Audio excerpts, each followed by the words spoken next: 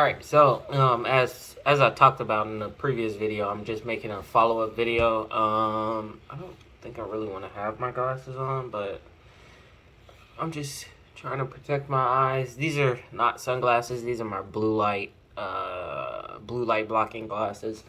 Pretty good since I work from home. I look at like a lot of screens between my phone, video games, and working from home, so it's just kind of like a nice thing to have, some blue light blocking glasses.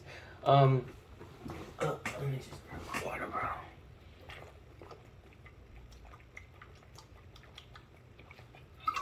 bottle. All right, so going through this, we're going to talk about this video is primarily just about financing the car, what kind of payment I'm looking at, kind of rate you can expect if you go in like with a similar credit score and stuff like that, some kind of fees and things of the sort. So I talked about the car that I bought in the previous video. If anybody wanted to go look at that, this is more so just about the finances of buying a new car, at least in 2020 August, where I'm at. So the amount that I financed for, actually, let's just go through it. The car itself, let's go through, was, I got a piece of paper right here. The car itself was, it had a sticker price of $25,690, so $25,690. They did mark it up. They did a markup, I think. It was worse earlier in the year. Some companies were trying to do like a 25% markup where it had a sticker price of like $30,000 and stuff like that. I think they did do a slight markup because when I was looking in the dash and stuff like that, the MSRP or manufacturer's recommended price for the car was $24,000 and something. So they did do a slight, I think it was like $24,400. So they did do a slight markup of like $1,000 and something. Dealerships were doing that to try to like make some money off of new cars and all of this crap with everything that happened. So what I did, with a sticker price of $25,690, I put down a $8,600 down payment. I had just kind of like saved up some money and stuff. I had to put down $1,000 for the pre-order, which was also a down payment, as in if they ordered it and I backed out of it, they got to keep my $1,000. But if they ordered it and I went through with it, it would be used as a $1,000 down payment. So I didn't do any trade-in or nothing like that. So that brought the price down to $17,090. There was actually it wasn't a document fee. This was to get new plates and tags. That costed $324.24. I did keep my old plates, and I was expecting to save some money by keeping my old plates and just transferring it over. But it was actually a $150 fee to transfer it, and then it was another $150 to get a new sticker because my sticker expired this month anyways. It was actually $151. So it would have came out to like $301. And on top of that, I forgot to bring the plates to the actual dealership.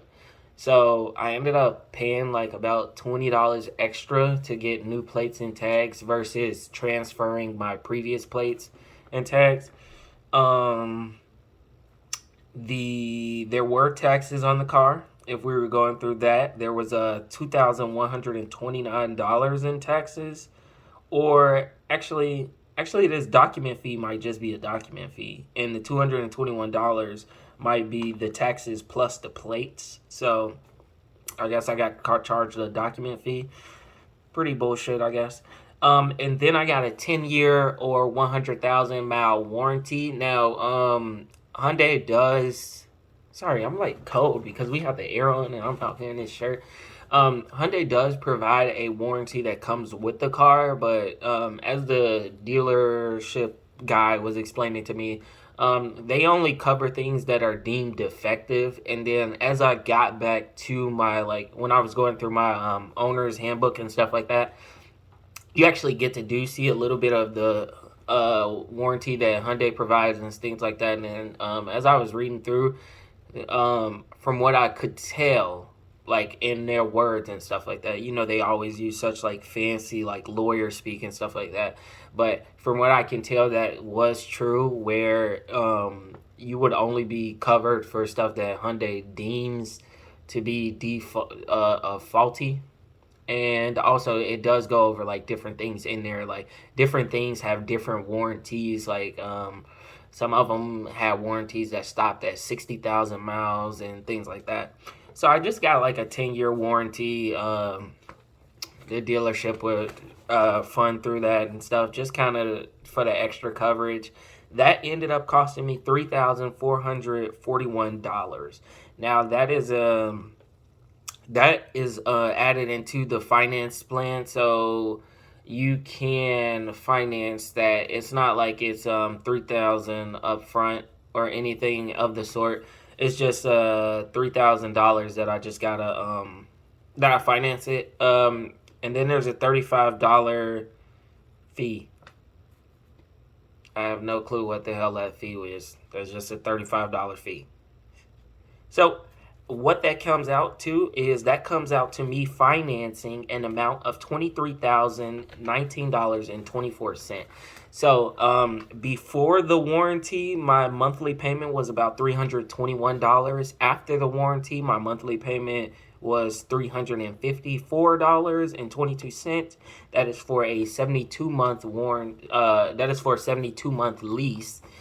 And I think that's pretty much all I'm going to go over. I did have to drive off the lot with insurance.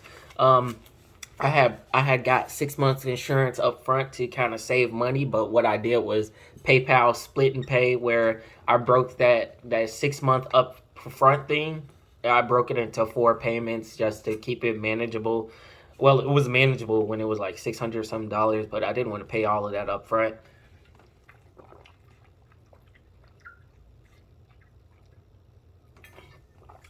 Sorry, I was drinking last night, so I gotta hydrate. Okay.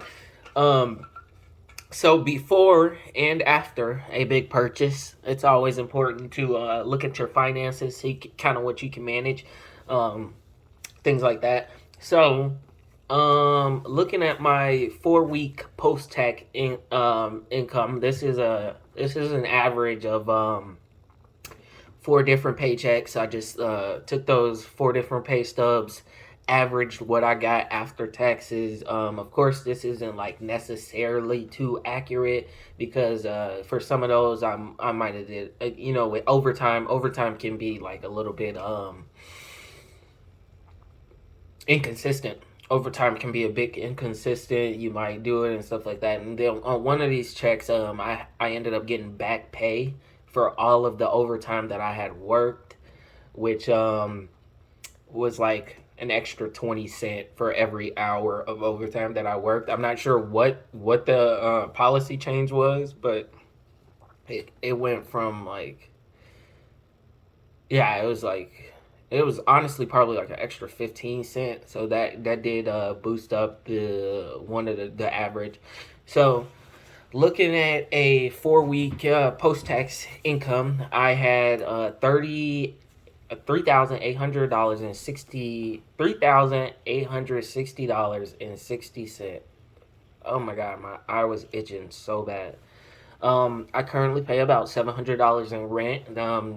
We do proportional based payments in this household. So we added up our incomes together, and then based on like the proportion of that, we just kind of pay it out proportionally. So like it's not like an even 50-50 split in our household. It's more so like just if just throwing out a number, if I made like 70% of the income, I would pay 70% of the bills, and she would pay the other 30%. So my car note is roughly $355. If you remember what I said $354.22. So I'm just going to round it up to $350. I'm going to give myself a generous food budget of $270. a gym for $30, and then a phone for $30 as well. I do have things like insurance and stuff that comes into like a miscellaneous type thing, but usually what I find is that those things don't, as long as I leave room in my budget for miscellaneous or fun money, it just comes out at the end of the day. So like things like like insurance. If insurance was to just come out of my paycheck at one thing for car insurance, it wouldn't set me back too much because that's like every 66 months type thing. So really wouldn't hurt me honestly. So what that comes out to is roughly $2,475.60 after spending after the essentials and stuff. I'm going to be upgrading my savings because I did drain a significant portion of my savings to fund that down payment. So I'm going to just slightly increase what I was contributing every month. I was contributing $1,200 every 4 weeks. So about $600 every paycheck, and then I'm going to increase that to $700 out of every paycheck, or $1,400 every 4 weeks, just to build back up my savings. What that leaves me is $1,075.60 left over to spend every month. I will be contributing $70 extra to my car note just in order to pay it off quicker. Sorry, I had left out this detail. I left out some important details actually. So if you're wondering what kind of what kind of interest rate I got a 3.39 annual percentage rate. So I walked in there when they pulled my credit score. I had a 744. So if you're in that range, that's something you can probably expect. And what it looks like if I was to pay this off over the full 6 years, just at the monthly payment, I would pay $2,484.60 in interest. So I financed $23,019.24 if I was to just pay this off over the next 6 years. On time payments, that would be $2,484.60. So what I plan on doing is paying this off a little bit faster. I don't like sitting in debt, and I don't like the idea of sitting in debt for 6 years, especially considering I'm not even 24 yet, so that's like longer than a fourth of my current lifespan. So what that kind of looks like for me is that I want to pay things off a little bit faster. So I planned on doing a down payment of a monthly payment of about $425 a month, and what that would come out to is me paying off the car in a little under 5 years, which is better. I might dump in a little bit more during the tax season when I have tax refunds and stuff. I might just dump in an extra payment just to pay things off a little bit faster still. But if I was to just do $425 every month until the completion of the loan, it would take me 58.78 periods. If anybody wanted to look. Ooh, it's reversed, so you can't really. But it would take me 58.78 periods, so pretty much 59 payments, which would pretty much be just 1 month shy of 5 years. If you wanted to calculate that out, they do have different things on there, different websites for this kind of stuff. But if you wanted to calculate it out, this is a nice thing too. But just go online and see what kind of amounts you can do. So like if I did $500 every month and I set that equal to payment, I would pay it off in 49 months. So yeah, like a little bit over 4 years, like 1 month over 4 years. I'm not gonna do $500 every month just because with the interest rate being what it was, I just feel like my money could go to other things. So that leaves me $1,005.60 left over. I do plan on contributing to my investments. I just put in an arbitrary number. Usually what I do is start with an arbitrary number that I know I'm going to do, and then I'll just like buy in like whenever I feel like it. So that will be $105 $5.60 just to get this out of there. Then I have $900. I left myself a $400 miscellaneous budget. So every month, $400 just towards whatever, and then $500 towards entertainment and other stuff. So same thing. So what I find is that I don't cost that much. So primarily entertainment for me is usually just eating out. So like ordering a pizza that night or something like that. So that's a pretty generous $500 entertainment budget, but that really won't be used. Same thing with the miscellaneous. I typically don't have like expensive off the cuff purchases or things that need to be done. They're usually planned for, so I try to keep some stuff in my checkings account to just save up. But yeah, that's probably not going to be used like that. So what you'll find is that more of that is going to be going towards investing. And I just got like a little Robinhood account on the side that I do have a 401k. It's a Roth 401k, but I do have a 401k that's automatically contributed to 2% of my income. But yeah, I do have like a Robinhood account that I just kind of invest in. So that's typically what I do with I do bi-weekly contributions plus when I get like a large lump sum of money, so like tax returns, things of the sort, I just dump some into that. I took my student loan payment off of here because apparently Biden has approved a $10,000 reduction in student loans for those making less than $120,000 a year.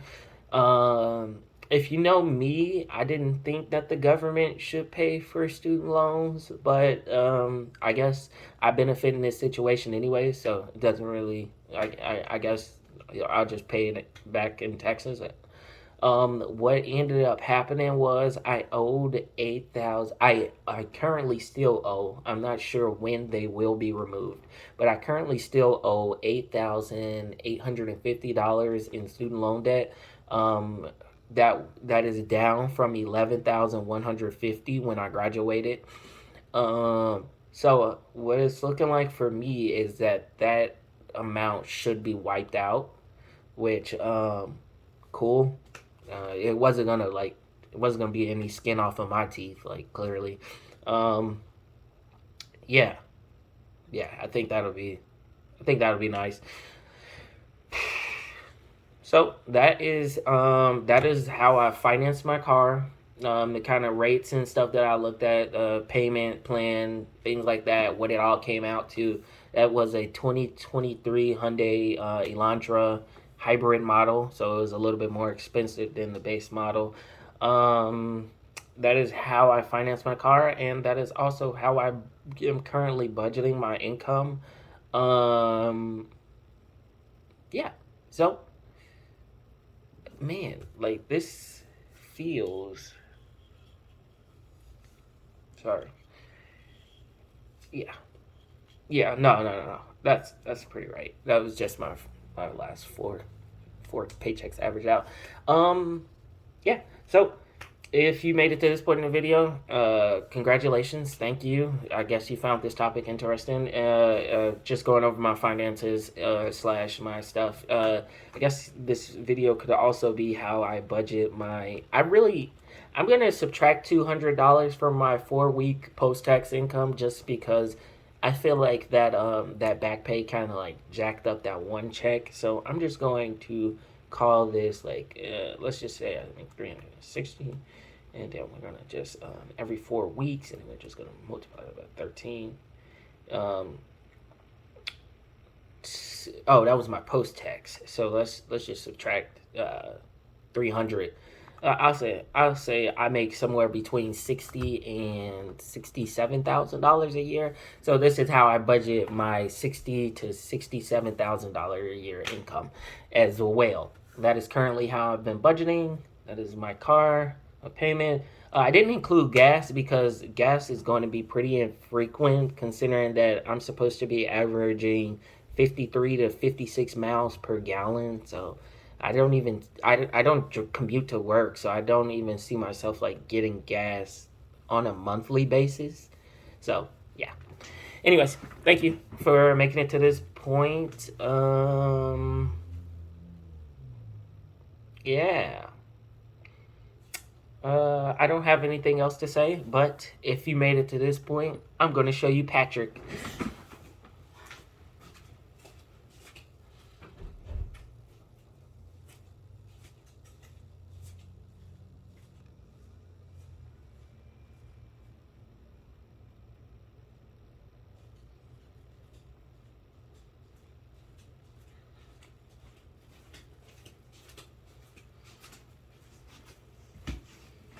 This is Patrick.